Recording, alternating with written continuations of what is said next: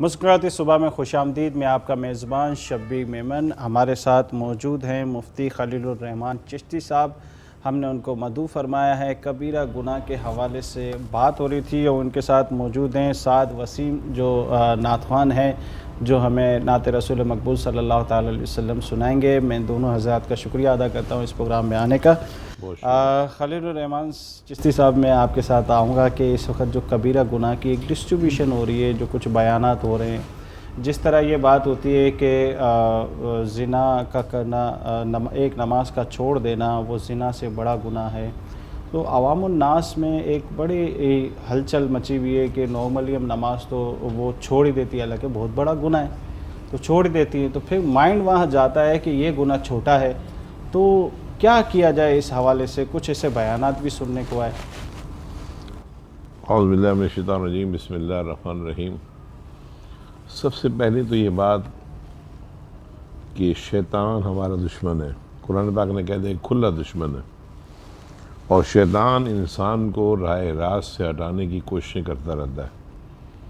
اس میں سے ایک کوشش یہ بھی ہے شیطان کی کہ مسلمان کو نماز سے دور کر دے، اور انسان جو ہے وہ شیطان کے بہلانے میں پھسلانے میں آ جاتا ہے اور اس وجہ سے نماز ترک کر دیتا ہے، اور پھر اس سے گناہ ہو جاتا ہے. گناہ کی دو قسمیں، ایک کبیرہ ایک صغیرہ.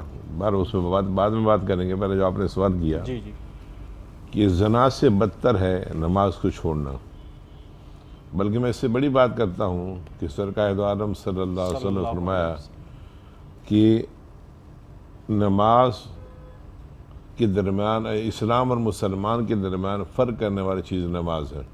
بے شک. یعنی جو بندہ نماز پڑھتا ہے وہ مسلمان ہے، جو بندہ نماز نہیں پڑھتا وہ کافر ہے. بلکہ بعض صحابہ کرام کے نزدیک جو تارک نماز تھا اسے کافر ہی سمجھا جاتا تھا. جس رب کو مانتا ہے اس کے آگے جھکتا نہیں. 5 نمازیں ہم پر فرض کی گئی ہیں. وہ قرآن پاک میں تقریباً 700 مقامات پر نماز سے حکم دیا گیا ہے. اب جب جس عبادت کا حکم 700 بار ہے انسان اس سے غافل ہو جائے تو ظاہر ہے تمام برائیوں سے اثر بڑی برائی تو یہی ہے نماز نہ پڑھنا. تو اس زنا کی بات اس لیے کی جاتی ہے، ظاہر ابھی میرے علم میں تو نہیں ہے، لیکن کہ کسی عالم کا یا کسی اللہ کے ولی کا قول ہو سکتا ہے، اور باقی دیکھیں گے انشاءاللہ حدیث میں ہوگا تو وہ حدیث بھی ذکر کر دیں گے. اس لیے تاکہ نماز پڑھنے کی طرف رغبت ہو جائے. گناہ بڑا، اپنا زنا ایک بڑا گناہ ہے، بڑا ظلم ہے، بڑی زیادتی ہے. انسان اس بات سے ڈر جائے کہ میں نماز نہ پڑھ کے زنا سے بڑا گناہ کر رہا ہوں تو وہ نماز پڑھنے لگ جائے. اس وجہ سے یہ بات بیان کی جاتی ہے، لوگوں کو ڈرایا جاتا ہے. اور کئی لوگ ایسے ہوتے ہیں، ظاہر ہمارے اسلام میں جو تعلیمات ہیں وہ کسی کی گفتگو سن کر نماز پڑھنا شروع کر دیتے ہیں، کسی کی گفتگو سن کر داڑھی رکھنا شروع کر دیتے ہیں. کئی دوست احباب ایسے ہیں جو میرے پاس جمعہ پڑھتے ہیں، مجھے نہیں پتا کہ انہوں نے کب داڑھی رکھی، کب نماز پڑھنا شروع کر دی. بعض ملاقات کرنے ہم نے آپ کی تقریر سن کے داڑھی رکھ لی تھی، ہم نے 5 نمازیں شروع کر دی، آج تک نمازیں پڑھ رہے ہیں. اب بندہ کبھی کس موضوع پر گفتگو کر رہا ہوتا ہے، کبھی اس کا انداز کیا ہوتا ہے، کبھی کیا ہوتا ہے، کبھی وہ خود یعنی جیسے وہ پنجابی میں کہتے ہیں کھب گیا ہے. جس طرح آتا ہے کہ سمجھانا مسلمانوں کو فائدہ سمجھاتے بندہ ڈوب جاتا ہے. وہ اس وقت جو بات زبان سے نکلتی ہے اثر رکھتی ہے. تو اس لیے ایسی باتیں کی جاتی ہیں تاکہ لوگوں میں ڈر پیدا ہو جائے، خوف پیدا ہو جائے، اور خوف کی وجہ سے وہ نماز شروع کر دے، اور نماز شروع کر دی جاتی ہے. پھر گناہ کبیرہ پر بات کر لیں. جی گناہ کی 2 قسمیں، ایک ہے گناہ صغیرہ اور ایک ہے گناہ کبیرہ. ظاہر ایک چھوٹا گناہ ایک بڑا گناہ. چھوٹا گناہ یہ کہ یہ چھوٹے گناہ جو ہے نا وضو، نماز، روزہ، صدقہ خیرات اور دیگر نیکیوں سے اللہ رب العالمین معاف فرما دیتے ہیں. جیسے کہ ارشاد گرامی ہے ان تجتنبوا الکبائر ما تنہون عنہ نکفر عنکم سیئاتکم وندخلکم مدخلا کریما. اللہ تعالیٰ فرماتا ہے کہ اگر بڑے گناہوں سے بچتے رہو گے جن سے تمہیں منع کیا گیا ہے تو تم ہماری چھوٹی موٹی برائیوں کو مٹا کر میں تمہیں جنت میں داخل کر دوں گا. سبحان اللہ. جن سے منع کیا گیا ان سے بچ جاؤ گے تمہیں جنت میں داخل کیا جائے گا. یہ صغیرہ گناہ ہے. اب صغیرہ گناہ وضو کرنے سے بھی مٹ جاتے ہیں. انسان نماز کی نیت سے گھر میں اٹھا، وضو کیا، وہ جب ہاتھ دھوتا ہے تو ہاتھ سے جو گناہ ہوئے، کسی پر ظلم کیا، کسی پر زیادتی، کسی کا حق آیا، کسی کا ہاتھ مار لیا ہے، اللہ تعالیٰ وہ چھوٹے گناہ معاف کر دیتا ہے. پھر منہ دھوتا ہے، اللہ تعالیٰ منہ کے گناہ کلی کرتا ہے، منہ کے گناہ دھل جاتے ہیں، کسی کو گالی دی، کسی کو برا کہا ہے، ناک سے جو سونگا ہے اسے وہ گناہ معاف ہوتے ہیں. پھر انسان منہ دھوتا ہے، منہ دھونے سے معاف ہو جاتے ہیں. پھر انسان سر کا مسح کرتا ہے تو سر کی وجہ سے کوئی گناہ ہوا تو وہ معاف ہو جاتے ہیں. یعنی پورے اعضائے انسانی دن میں 5 مرتبہ دھلتے ہیں. اس لیے اللہ تعالیٰ صغیرہ گناہ معاف کر دیتا ہے اور صغیرہ گناہ ہو جاتا ہے. ایک نماز پڑھنے کے بعد دوسری نماز کے پڑھنے سے اس کے دوران جو ٹائم ہے، بخاری شریف کے حدیث سے باقی گناہ معاف ہو جاتے ہیں. ابھی عصر کی نماز پڑھیں گے، عصر کے پی نماز پڑھتے ہی جو زور سے عصر کے ٹائم میں گناہ، کبھی کہیں جانے کی نگاہ پڑ گئی، کہیں کسی نے کوئی گناہ کر لیا، کوئی زیادتی کر دی، کوئی غلط کام کر لیا چھوٹا موٹا، اللہ تعالیٰ معاف کر دیتا ہے. پھر فرمایا جمعے سے جمعے تک جتنے گناہ کیے اللہ معاف کر دیتا ہے. پھر وہ گناہ جو نماز کی وجہ سے بھی بچ جاتے ہیں، گناہ معاف نہیں ہوتے، جمعے سے جمعے کے درمیان بھی معاف نہیں ہوتے. اللہ تعالیٰ نے فرمایا کہ رمضان سے رمضان تک سبحان اللہ، ہر عبادت کا اپنا اجر ہے. اللہ غفور الرحیم. اللہ غفور رحیم، اصل میں غفور رحیم ہے. یہ اللہ ہمیں معاف کرنا چاہتا ہے. اب ہم انسان ہو کر خواہ مخواہ میں دل میں دھس جاتے ہیں، اپنے آپ کو گناہوں میں لے جاتے ہیں. تو صغیرہ گناہ معاف ہو جاتے ہیں. اور کبیرہ گناہ ہے ایسے ہیں جو سوائے توبہ کے معاف نہیں ہوتے. توبہ بھی کرنی ہے، شرمندگی کا اظہار بھی کرنا ہے، اور کسی کا حق مارا تو اس سے معافی بھی مانگنی ہے. اور اگر وہ بندہ زندہ نہیں ہے تو اس کی ورثاء کے حوالے اس کا حق کیا جائے. اور اگر ورثاء بھی نہیں ہے تو بھی اللہ کے راہ میں خیرات کر دیا جائے. اور اگر وہ بھی نہیں ہے، اور بھی کچھ نہیں ہے، اللہ کی راہ میں اس کی مغفرت کی دعا کرتا رہے، اللہ تعالیٰ سے یہ گناہ بھی معاف کر دے گا. تو ظاہر اس قسم کی ساری صورتحال ہے. اور قرآن پاک میں اللہ تعالیٰ نے جگہ جگہ فرما دیا کہ گناہ کبیرہ سے بچو، اسی ساتھ جہنم میں جنت سے دور کر دیا جائے گا، جنت کی خوشبو نہیں پائے گا، وغیرہ وغیرہ. اس طرح گناہوں کی ترغیب، نیکیوں کی ترغیب دی گئی ہے. اور کہیں کہیں یعنی انسان کو تاکید کی گئی ہے کہ یہ گناہ کرے گا تو بڑا مجرم بن جائے گا، اور تو زانی سے بڑا گناہ گار ہو جائے گا، فلاں سے بڑا گناہ گار ہو جائے گا.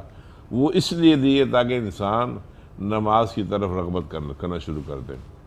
اصل اس لیے سمجھایا جاتا ہے، اس لیے ڈرایا جاتا ہے کہ بھائی جو یہ تو نماز نہیں پڑھ رہا یہ بہت بڑا گناہ ہے. جی، تو یہی سمجھانے کے لیے جو کہا جاتا ہے.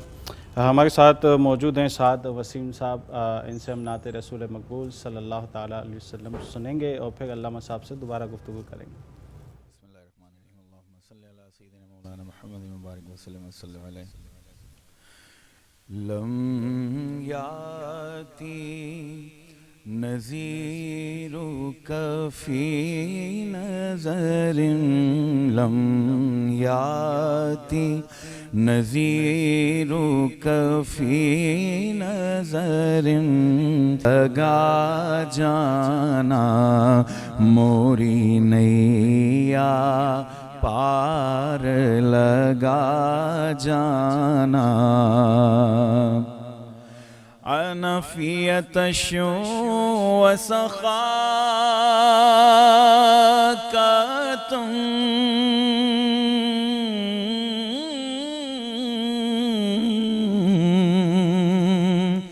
اے سوئے لم یاتی نذیرک فی نظر، مثل تو نہ شد پیدا جانا. ماشاءاللہ، سبحان اللہ، سبحان اللہ. یہ تھے سعد وسیم نعت خوان. بڑی خوبصورت نعت رسول مقبول صلی اللہ تعالی وسلم سنائی آپ نے، بہت اچھا کلام تھا. شکریہ ادا کرتے ہیں اس پروگرام میں آنے کا آپ کا. ناظرین، ایک وقفے کی طرف جاتے ہیں اور وقفے کے بعد پھر علامہ صاحب ہمارے ساتھ موجود ہیں، وہ کبیرہ گناہ کے حوالے سے بات کرتے ہیں. ایک وقفے کی طرف جاتے ہیں. مسکراتی صبح میں خوش آمدید. میں آپ کا میزبان شبیر میمن. ابھی ہمیں ایک نعت خوان نے جوائن کیا ہے اور مشہور و معروف نعت خوان ہیں رضوان گمن صاحب. السلام علیکم. وعلیکم السلام. علامہ صاحب سے بریک سے پہلے بات ہو رہی تھی کہ کبیرہ گناہ کون کون سے ہیں اور کیا ایسی حکمت عملی مسلمان کو کرنی چاہیے جو اس سے بچا جائے اور اس کی ہم اس وقت یہ ہمیں پتہ لگے کہ ہم کون کون سے ایسے گناہ کرتے ہیں جس کو ہم نارملی اپنی لائف میں لیتے ہیں لیکن وہ بہت ہی کبیرہ گناہ ہے، بہت ہی سخت اس کے عذاب ہیں؟ جی علامہ صاحب۔ دیکھیں کبیرہ گناہ کی ایک لمبی فہرست ہے، ان میں سے چند ایک ذرا بیان کرتا ہوں اس پروگرام میں۔ سب سے بڑا کبیرہ گناہ جو ہے وہ شرک ہے، اللہ کی ذات کے ساتھ کسی کو شریک ٹھہرانا، اور وہ یہ ہے کہ اللہ تعالیٰ کے علاوہ کسی اور کی عبادت کرنا یا کسی اور کی عبادت کی جو بھی معاملات ہیں کسی اور کو شامل کر لینا اس میں، اللہ کی عبادت میں کسی اللہ کو کے شریک کسی کو شریک کر لینا۔ اس وجہ سے اس شرک کو کرنے سے منع کیا گیا ہے، اور بلکہ کسی بھی غیر اللہ کے ساتھ ایسی عبادتیں جائز نہیں ہیں، اور ان باتوں سے ہمیں بچنا چاہیے۔ اسی طرح ایک شرک اکبر ہے، ایک شرک اصغر ہے۔ شرک اصغر یہ ہے دکھاوا، تکبر، ریاکاری، نمود و نمائش۔ جیسے کوئی بندہ نماز پڑھتا ہے اس لیے کہ تاکہ مجھے محلے والے نمازی کہیں، یا باپ کے ڈر سے نماز پڑھتا ہے کہ میرا باپ میری ماں مجھے مارتے میں نماز پڑھوں گا، یا جیسے مدرسے میں پڑھتے ہیں یا اسکول کالج میں پڑھتے ہیں کوئی استاذی ایسا ہے جو سختی کرتا ہے، اس کے ڈر سے نماز پڑھتے ہیں، اللہ کے ڈر نہیں ہوتا، اور کبھی وہ نہ ہو تو نماز نہیں پڑھی جاتی۔ یہ دکھلاوا، نمود و نمائش ہے۔ اسی حدیث پاک میں یرائی کے لفظ سے تعبیر کیا گیا ہے۔ جس نے نماز پڑھی یرائی، اس نے اللہ کے دکھانے کے لیے نماز پڑھی، جس نے روزہ رکھا دکھانے کے لیے روزہ رکھا، جس نے اللہ کا ذکر کیا دکھانے کے لیے کیا۔ اللہ کے بارگاہ میں یہ شرک اصغر ہے۔ اور شرک اکبر کیا ہے کہ اس کے ساتھ عبادت میں کسی کو شریک ٹھہرا لینا، کہ جو عبادت اس کے لیے کی جاتی ہے، جیسے ہم نماز پڑھتے ہیں اللہ کے لیے، یہی نماز کسی شخص کے لیے کوئی بندہ پڑھ رہا ہو۔ جیسے ہندو ہیں، کافر ہیں، وہ بتوں کے سامنے جا کر سجدہ کرتے ہیں، ان کی نماز پڑھتے ہیں، اس لیے انہیں کافر کہا جاتا کہ وہ اس عبادت میں بتوں کو شریک کر لیتے ہیں۔ اس شرک کی وجہ سے ان کے لیے بڑا سزا بھی ہے، جہنم میں بھی جائیں گے، اور جہنم کے اندر انہیں سزا بھی دی جائے گی۔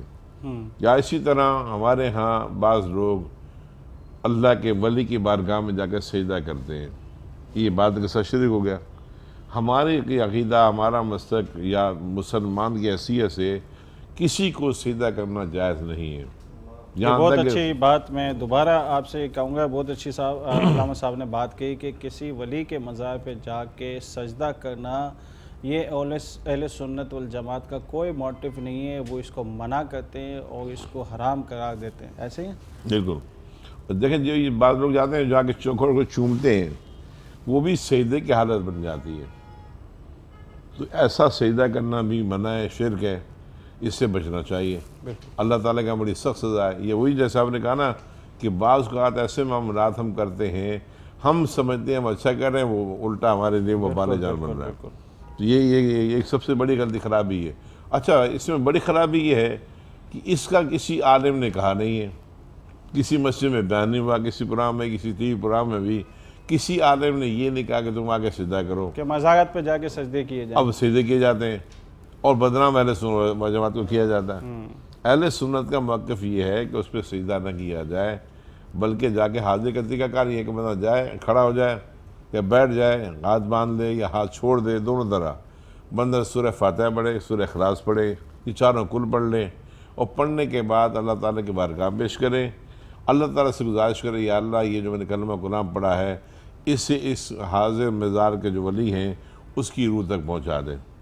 پھر اس کے بعد اِشارہ ثواب کرنے کے بعد بندہ اپنی خواہشات پیش کر سکتا ہے، یا اللہ تیرا بڑا مقرب بندہ ہے، تو یہاں رحمتیں نازل کرتا ہے، کرم نازل کرتا ہے، میں یہاں آیا ہوں دعا کرنے کے لیے، یا اللہ ان کے صدقے میری دعا بھی قبول فرما لے، جو رحمتیں یہاں نازل ہو رہی ہیں ان رحمتیں مجھے بھی شامل کر لے، اور میری یہ فلاں خواہش ہے یا اللہ پوری کر دے۔ یہ دل کا کار ہے حاضری کا، لیکن اس سے بڑھ کر نہیں کرنے چاہیے۔ جہاں تک کہ جو ہاتھ چومے جاتے ہیں، ہاتھ چومنے میں بھی ایک طریقہ کار اسلام میں بیان کیا گیا، اللہ حضرت امام اہل سنت نے فتاوی رضویہ میں بیان کیا ہے، اور باقی مفتیان نظام نے اپنے فتاوی میں اسے بیان کیا ہے۔ اتنا جھکو کہ رکوع کی حالت نہ بن جائے۔ اب بعض کا لوگ جھکتے ہیں نا، اس طرح جھک جاتے ہیں، یہ رکوع کی حالت بن گئی، یہ بھی سیدھا بن جاتا ہے۔ رکوع سیدھے کی مثال ہے نا، منع فرمایا بنا گیا، یہ منع ہے، بالکل۔ اتنا جھکنا ہے بس۔ السلام علیکم۔ علامہ صاحب یہ بات میں جو ہے نا دوبارہ جو ہے نا آپ سے ریپیٹ کراؤں گا، سامنے کیمرہ ہے، اور یہ بتا دیں کہ مزارات پہ لوگ جاتے ہیں یا کسی کے آگے ہاتھ چومتے یا ملتے ہیں، تو دونوں چیزیں جو ہے جھکنا اور سجدہ کرنا، یہ ہمارے اہل سنت والجماعت کا کوئی موٹیو نہیں ہے۔ اگر کوئی کرتا ہے تو اپنی طرف سے عوامی رائے ہے، بالکل ہمارا کوئی موٹیو نہیں ہے۔ تھوڑا سا آپ اس کا اجازت سے میں ایک اور سوال اس میں چھوٹا سا ایڈ جی کر جی دوں علامہ صاحب، جیسے عموماً یہ بھی ہوتا ہے کہ مزار پہ جب جاتے ہیں تو جا کے اس کو چادر شریف کو چومتے ہیں، تو اس میں بھی کوئی مطلب مذائقہ ہے یا اس کے حوالے سے بھی؟ یہ میں بات جو کی آپ نے، اہل سنت کا واقعی یہی موقف ہے۔ کسی بھی عالم کے پاس چلے جاؤ کہ مزار پہ جا کے اتنا جھکنا کہ جو سیدھی کی حالت بن جائے وہ منع ہے۔ ہاتھ چومنے کے بعد سے میں نے کہا کہ ایسا اتنا جھکنا چاہیے کہ رکوع کی حالت نہ بنے، بندہ ایسا تھوڑا سا ہو جائے، کبڑا ہو جائے، اسے ہاتھ چومنے تھوڑے سے پیر صاحب کے ہاتھوں کے اوپر بھی کیا جا سکتا ہے، کیونکہ عالم دین ہے، ان کے ہاتھوں کا آپ نے پکڑ کے تھوڑا سا اوپر کر لیا۔ چومنے کا، ہاتھ چومنے کا منع نہیں ہے، جھکنے کا منع ہے۔ چومنے کا منع اس لیے نہیں کہ نبی کریم صلی اللہ علیہ وسلم کی بارگاہ میں صحابہ کرام نے آگے ہاتھ چومے، گھٹنے ٹیک کے ہاتھ چومے سرکار کی بارگاہ میں۔ حضرت ابوبکر صدیق تو بہت زیادہ جھک جاتے تھے نا سرکار کی بارگاہ میں، اب بارگاہ میں آئے بیٹھے وہ بہت جھک گئے، لیکن وہ اپنا ایک مقام ہے، ان کے حوالے سے یہ نہیں کہا جا سکتا کہ انہوں نے دکھلانے کے لیے عمل کیا ہے۔ آج کل چونکہ دکھلانا نمود و نما زیادہ ہے، اس وجہ سے منع ہے کہ اتنا جھکو کہ حالت رکوع نہ بن جائے اور اس سے بچ جاؤ۔ دوسری بات یہ چومنے کی جو بات کی، چومنا بھی منع ہے۔ اعلیٰ حضرت کے نزدیک قبر کو چومنا، جا کے بوسہ دینا عام لوگوں کے لیے منع ہے، علماء کو منع کیا گیا، لیکن علماء کو یہ کہا گیا کہ جب عام لوگ نہ ہوں پھر آپ چوم سکتے ہو، لیکن خاص طور پر نہیں، عوامی طور پر نہیں، خاص طور پر کوئی بندہ کوئی نہیں ہے تو علماء کی یا پیران عظام کی نیت میں شک نہیں کر سکتا، بندہ وہ چوم سکتا ہے، لیکن عام لوگوں کو منع ہے کہ عام لوگ چوم لیں گے تو چومتے وہ عبادت شروع کر دیں گے، جیسے میں نے پہلے کہا کہ علماء کہتے نہیں، سیدھا شروع ہو گیا، بالکل۔ اس لیے عام لوگوں کو منع ہے۔ پھر چادر کی بات کی، چادر تو مزار پر ایک ہونی چاہیے، اس سے زیادہ نہیں ہونی۔ اس سے زیادہ نہیں ہونی چاہیے۔ اچھا، ایک تو بزنس چل گیا چادر۔ امام احمد رضا کا فتویٰ بھی یہی ہے کہ چادر فقط ایک ڈال دو، جب وہ پرانی بوسیدہ ہو جائے اس کو ہٹانے کے بعد کہ دوسری چادر ڈالی جائے۔ آج تو بڑے بڑے لوگوں کی دستار بندیوں میں شامل ہوتی ہے۔ ہم بھی جب مزارات پر جاتے ہیں، کوئی جاننے والے ہیں یا کوئی کسی جلسے میں گئے تو کافی لوگ ہوتے ہیں، وہ چادر اٹھائے ہمارے گلے میں ڈال بھی ہے، وہاں ہم تو اس کا اقدار ہی نہیں ہے، کیوں ڈالی جاتی ہے؟ پھر بڑے بڑے وزیروں مشیروں جب جاتے ہیں ان کی دستار بندی کی جاتی ہے، کسی نے اجازت دی کہ تم دستار بندی کرو؟ جو لوگ یہ کام کرتے ہیں فضول خرچ کرتے ہیں، اس میں کوئی اجر نہیں، کوئی ثواب نہیں ہے۔ چادر ایک ہونی چاہیے۔ مطلب وہ کام ایسے ہیں کہ جس کو لوگ ثواب سمجھتے ہیں، بیسکلی وہ کبیرہ گناہ ہے۔ اصل میں بالکل۔ اب دوسری بات یہ ہے کہ اصال ثواب صرف روٹی کھلانا ہے، اصال ثواب صرف مزار پہ جا کے چادر چڑھانا ہے، اصال ثواب یہ بھی تو ہے کہ آپ کتاب لو، دینی کتاب لو، کسی کو پڑھنے کے لیے دے دو، بالکل، مدرسے ڈیولپ، مدرسے کے طلباء کو دے دو، بالکل، دینی مدارس کے ساتھ تعاون کرو جو ضروری ہے، جو دین کا کام کر رہے ہیں، جو آپ کو اولیاء کے کرام کی اہمیت بتاتے ہیں، ان کی فضیلت بتاتے ہیں، دین کی تعلیمات دیتے ہیں، علماء کو کتابیں لے کے دو، ان کی دیگر معاملات کا غور کرو، مسجدیں بناؤ، مدرسے بناؤ، تاکہ اور علماء پیدا ہوں۔ بالکل، یہ سارے سب افضل ہے۔ یہ اس سے بڑا ہے۔ یہ جب تک وہ اگلا بندہ جو پڑھنے والا ہے، جس کے ساتھ آپ نے مدد کی کہ بھئی ہم بچے کے ساتھ تعاون کرتے ہیں، وہ جب تک تعاون کرتے رہیں گے تب تک اس کا درجات بلند ہوتے رہیں گے، یہاں تک وہ مر جائے گا تو قبر میں بھی اس کے درجات بلند ہوتے رہیں گے۔ اور وہ جو ہے علماء کرام آپ کے فنڈ دینے سے جو علماء کرام بنے، اور وہ جب تک اپنی پوری قوم کو، پوری اپنی جتنا کام اولاد کریں، کو، جتنا بھی کام وہ کریں، اس کو نیکیوں میں ڈالتے رہیں گے، اس کا ثواب تو جاری رہے گا۔ بالکل۔ بہت بڑا ثواب ہے۔ ایصال ثواب کا جو طریقہ آپ نے بتایا، ماشاءاللہ بہت شاندار طریقہ بتایا۔ پھر اسی طرح شرک ہے، اور شرک کے بعد دوسرا گناہ یہ ہے کہ انسان اللہ تعالیٰ کی بارگاہ میں، نہ ڈرتے ہوئے کسی انسان کو قتل کر دے۔ قتل کرنا بھی کبیرہ گناہ ہے۔ بعض اوقات کو بندے جذباتی ہو جاتے ہیں، یہ اپنا معاملہ ہے، یہ ہمارے خاندان کا مسئلہ، ہماری نا کا مسئلہ ہے، اگر بندے کو قتل کر دیتے ہیں لیکن اپنے آپ کو جہنمی بنا لیتے ہیں۔ قتل کرنا فرمان الہی ہے، جو کسی مومن کو جان بوجھ کر قتل کر دیتا ہے اس کا بدلہ جہنم ہے جہاں وہ ہمیشہ رہے گا، اس پر اللہ کا غضب ہے، اور اس لعنت اور اس کے لیے لعنت ہے، اور تیار کر رکھا اللہ تعالیٰ نے بہت بڑا عذاب۔ سورۃ النساء میں یاد رکھنی میں مطلب لوگ بہانے بنا لیتے ہیں کہ یار یہ مسئلہ تھا، ہمارا میں خاندان نے قتل مسئلہ کر تھا، دیا۔ عزت کا مسئلہ تھا۔ لیکن قتل کرنے کو ہر بندہ پچھتاتا ہے، جب سزا ملتی ہے یا جیل میں جاتا ہے پچھتاتا ہے کہ میں نے کیا کر دیا۔ آپ باہر ہیں، روزانہ اپنے بچوں سے ملتے ہیں، بیوی سے ملتے ہیں، ماں باپ سے ملتے ہیں، بہن بھائیوں سے ملتے ہیں، کام کاج کر رہے ہیں کہ وہ رزق کا اہتمام کر رہے ہیں۔ آپ کو جیل میں ڈال دیا گیا تو وہ بندہ تو گھر والوں کے لیے ایسے ہوگا نا جیسے مر گیا، 1 سال کے لیے، 2 سال کے لیے، 3 سال کے لیے، 6 سال کے لیے، کوئی زندگی بھر، تو کیا فائدہ ہوا؟ اسی لیے فرمایا گیا کہ غصے کو ضبط کرو، کنٹرول کرو۔ سرکار دو عالم کو بارگاہ میں صحابہ کے نام کہی ہے نا، اگر مجھے یا رسول اللہ کو ایک تعلیم فرما دے، سرکار میں غصہ نہیں کر رہا ہوں، دوسرا ہے اسے دوسری تعلیم نہیں فرمایا، یہ کیا؟ سرکار نے فرمایا تجھے غصہ زیادہ آتا ہے، اس میں یہ خرابی، اس لیے میں نے بتا دیا اسے۔ وہ تو ماشاءاللہ سرکار کی بارگاہ تھی، وہ تو دیکھ کے پہچان جاتے تھے امتی کی غصہ اسی لیے منع کیا گیا، اور اسی لیے غصے پر ضبط کرنا حکم دیا گیا، اور اس کی بڑی فضیلتیں بیان کی گئی ہیں۔ اچھا، غصے کے بارے میں عوام میں مشہور ہے کہ غصہ کرنا حرام ہے، بالکل۔ تو یہ کیا، ایسے تو جذبات میں بھی غصہ آتا ہے، اسلام کے نام پہ بھی غصہ آ جاتا ہے انسان کو، اور کبھی نہیں ایسی دیکھیں، باتیں ہوتی ہیں خلاف جو شرع باتیں اسلام ہوتی کے نام پر ہے یا نبی کریم صلی اللہ علیہ وسلم کے نام پر ہے، وہ غصہ حرام نہیں ہے، وہ تو ایمان کا تقاضا ہے۔ ہیں۔ غصہ وہ حرام ہے جس سے کوئی گناہ سرزد ذاتی ہونا ہو۔ نہیں، جو ذاتی خواہش کے مطابق یا ذاتی کسی معاملے کی وجہ سے غصہ آتا ہے، وہ غصہ حرام ہے۔ نبی کریم صلی اللہ علیہ وسلم کی شان میں کوئی توہین کرتا ہے تو غصہ آنا لازمی ہے۔ اگر یہاں غصہ نہیں آتا وہ ایمانداری نہیں ہے۔ ایک غصہ ایمان ہے اور ایک غصہ حرام ہے۔ بالکل، تو غصہ آنا لازمی ہے، جیسے ممتاز قادری نے کیا۔ ظاہر ہے غصہ آتا ہے تو اگر کوئی بندہ گستاخ رسول کو قتل کرے گا نا، باقی وہ حکومت وقت غصے میں بندوں سے پکڑے کے حکومت کے حوالے کر دے۔ اگر حکومت کو نہ عمل کرے پھر جا کر یہ معاملہ ہوتا ہے کہ کوئی بندہ اپنے آپ سے قتل کر دے، تو اس سے بچنا چاہیے، اور غصہ کرنے سے بھی منع کیا گیا ہے۔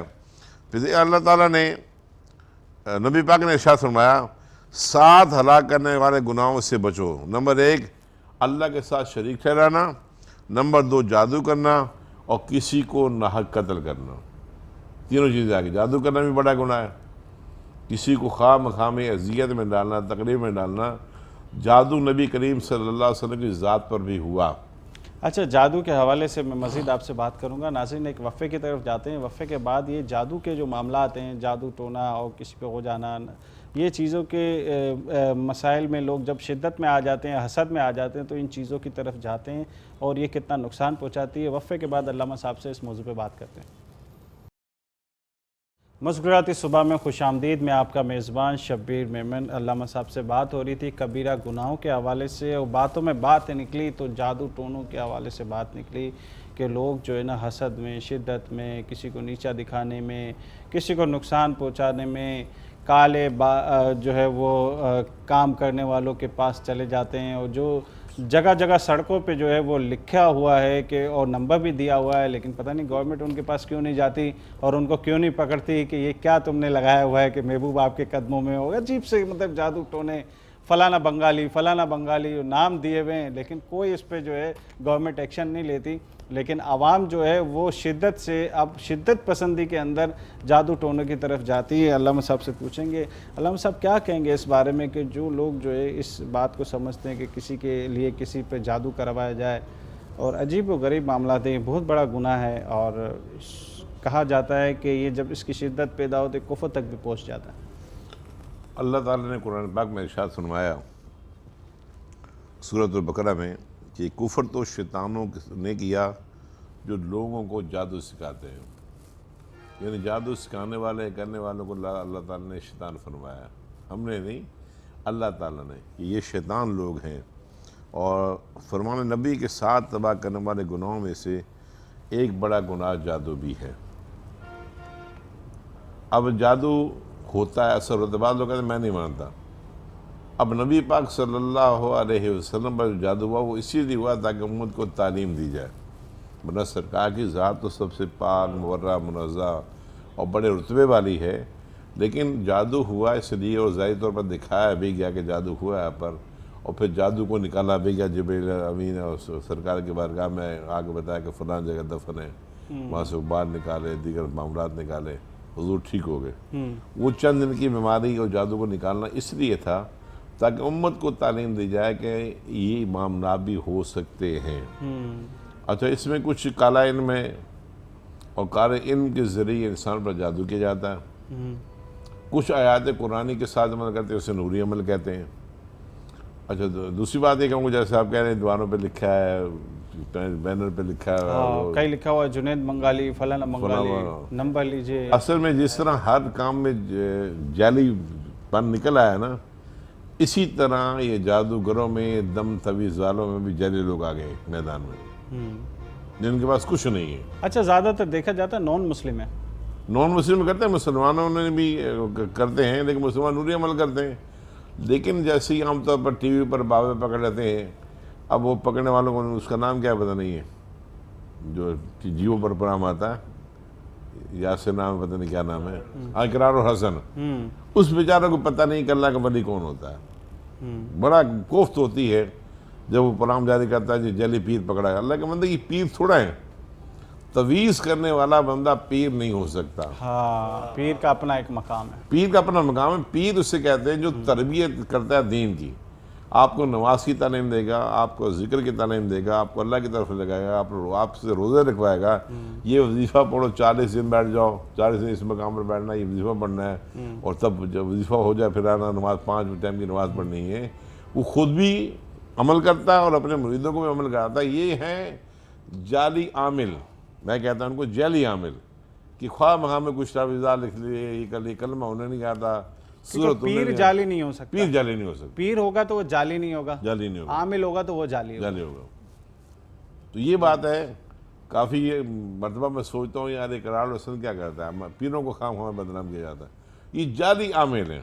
اور پیر اگر جعلی بھی ہوگا نا تو کچھ نہ کچھ اس سے آتا ہوگا، ایسا نہیں ہوگا۔ پیر اگر جعلی بھی ہوگا، اسے کچھ نہ کچھ آتا ہوگا، دین کی سمجھ بوجھ ہوگی، وہ کچھ ابھی ابتدائی راستے پر ہوگا، ہم اسے جعلی نہیں کہہ سکتے، ہم کہیں گے یہ تربیت کے راستے میں بھی آگے بڑھ رہا ہے آہستہ آہستہ۔ لیکن یہ جو پکڑتے ہیں یہ سارے فراڈی قسم کے لوگ ہیں، جن کا دین سے کوئی تعلق نہیں ہے، نماز ہے یہ وہ نہیں پڑھتے، نہ مریدوں کو نماز سے کہتے ہیں، نماز کے ٹائم میں جناب ڈھول بج رہا ہوگا یا باتیں چلی ہوتی۔ بہرحال یہ جادو ایک پر اثر چیز ہے اور ہوتا ہے، اس سے بچنا بھی چاہیے۔ بچنے کے لیے اللہ تعالیٰ نے نبی کریم صلی اللہ علیہ وسلم پر جو آخری 2 صورتیں نازل کی ہیں نا، قل اعوذ برب الفلق، قل اعوذ برب الناس، یہ دونوں بندہ اگر رات میں پڑھ لے، یا رات سوتے ٹائم یا مغرب کے بعد یا صبح فجر کی نماز کے بعد پڑھ لے، پانی پر دم کر لے، پی لیا کرے، اللہ تعالیٰ کافی حد تک اسے محفوظ رکھے گا، کافی حد تک اثر کم ہو جائے گا۔ اچھا، جادو کیا ہوتا ہے؟ جیسے حسد ہے، حسد بندہ کسی سے کرتا ہے تو نظر، اب بس جیسے میں ابھی دیکھ رہا ہوں، آپ کی کوئی ادا مجھے اچھی لگی اور میرے دل میں حسد پیدا ہو گیا، یار یہ چیز میرے پاس ہونی چاہیے تھی، اب آپ کو نظر لگ جاتی ہے، آپ نام سوٹے فوراً جسم ٹوٹ گیا، درد ہو رہا ہے، یہ ہو رہا ہے، یہ کیا ہے؟ اور نظر کیسے لگ سکتی؟ جیسے نظر لگ جاتی ہے اسی طرح جادو بھی اثر انداز کر۔ میری کوئی جادوگر سے ملاقات ہے، میں نے کیا کرتے ہو؟ انہوں نے کہا جی ہم تو گندگی میں بھی رات کھڑے ہوتے ہیں، پوری رات کسی گندے نالے میں کھڑے ہو کر یہ منتر پڑھتے ہیں 40 دن تک، یا جو بھی انہوں نے ان کے دن ہے وہ رکھتے ہیں۔ دیگر بھی کئی معاملات اس نے بتایا کہ ایسے ایسے گندے عمل، گندی جگہ میں گندے عمل کرنے والا اور کروانے والا کافر ہے۔ دونوں کے لیے حکم کیا ہے؟ کافر ہے۔ کافر ہے وہ۔ ناظرین آپ سنیں کہ جو ایسے گندے عاملوں کے پاس جاتے ہیں اور جو گندے عامل ہیں وہ علامہ صاحب بتا رہے ہیں کہ وہ کافر ہیں، کفر کرتے ہیں۔ کسی کی شدت میں، کسی کے حسد میں آپ ایسا کام نہ کریں کہ آپ ایمان سے چلے جائیں گے۔ جی علامہ صاحب۔ اور پھر اس جادو کے بعد پھر اگلا بڑا گناہ ہے نماز، کہ نماز کو ترک کر دینا، چھوڑ دینا، کہ الفرق بین الاسلام والکفر ترک الصلاۃ، کہ نماز مسلمان اور کافر میں فرق کرنے والی نماز ہے۔ نماز انتہائی اہمیت کی چیز ہے، اور پھر اللہ تعالیٰ فرماتا ہے کہ پھر ان لوگوں کے بعد وہ ناخلف لوگ آئیں گے، ان کے جانشین ہوں گے جنہوں نے نمازیں برباد کر دیں اور خواہشات کے پیچھے پڑ گئی، یہ لوگ عنقریب جہنم میں ڈالے جائیں گے۔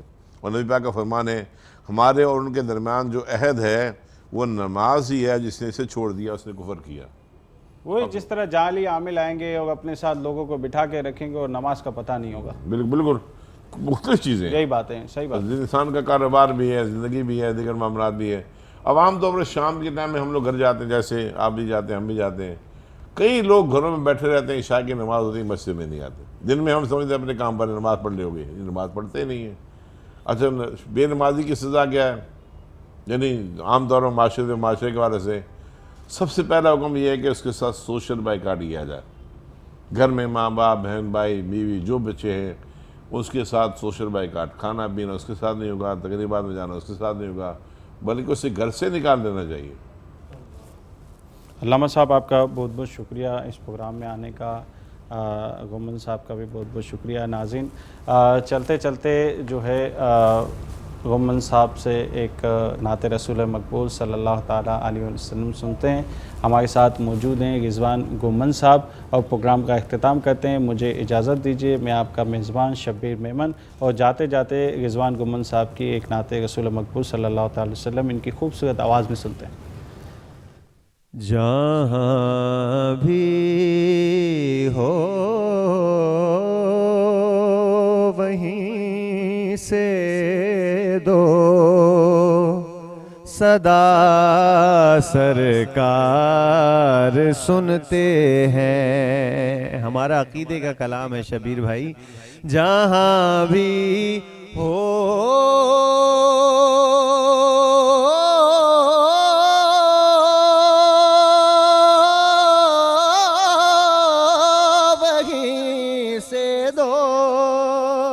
صدا سرکار سنتے ہیں، سرے آئی نہ سنتے ہیں، پسے دیوار سنتے ہیں۔ میرا ہر سانس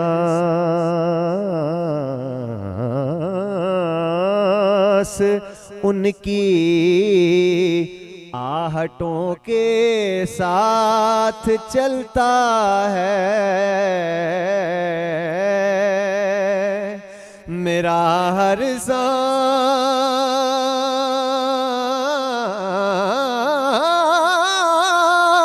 سانس ان کی آہٹوں کے ساتھ چلتا ہے، میرے دل کے دھڑکنے کی بھی وہ رفتار سنتے ہیں۔ اور مظفر وارسی صاحب نے کیا خوب شعر لکھا ہے، میں صدقے جاؤں،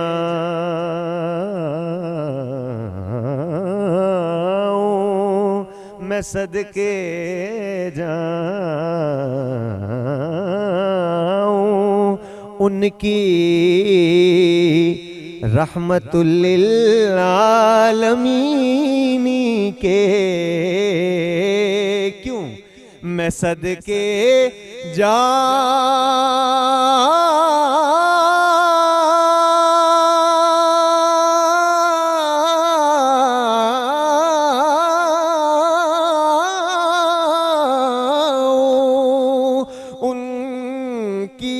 رحمت للعالمین کے،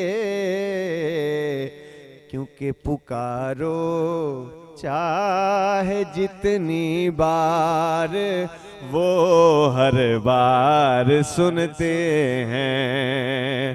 میں انہیں پکاروں اور وہ نہ سنے ناممکن، پکارو چاہے جتنی بار وہ ہر بار سنتے ہیں۔ اور مقطع عرض ہے، مظفر جب کسی محفل میں ان کی نعت پڑھتا ہوں، مظفر جب کسی محفل میں ان کی نعت پڑھتا ہوں، میرا ایمان